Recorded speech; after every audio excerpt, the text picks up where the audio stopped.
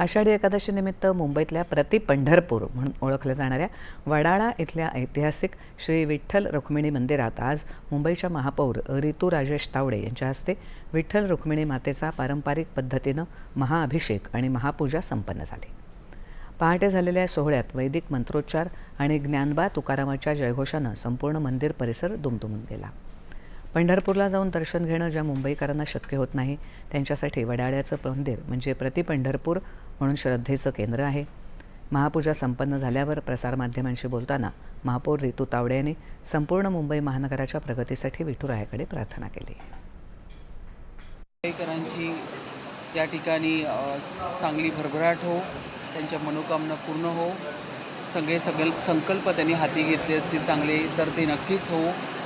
या पावसाळ्याचा आनंद माझ्या मुंबईकरांना चांगला व्यवस्थित घेता आला पाहिजे अशा पद्धतीचा पावसाळा हा मुंबईकरांना आनंदाचा मिळू दे।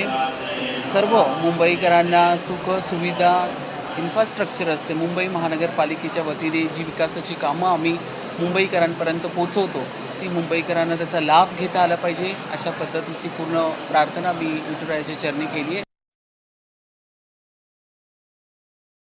या मंदिराला शेकडो वर्षांची परंपरा आहे। आषाढी एकादशीच्या दिवशी इथे पंढरपूरचं स्वरूप प्राप्त होतं। दर्शनासाठी मध्यरात्रीपासूनच भक्तांच्या लांब रांगा लागल्या होत्या। टाळ मृदुंगांचा गजर आणि जय हरी विठ्ठलच्या जयघोषात हा भक्ती सोहळा रंगला।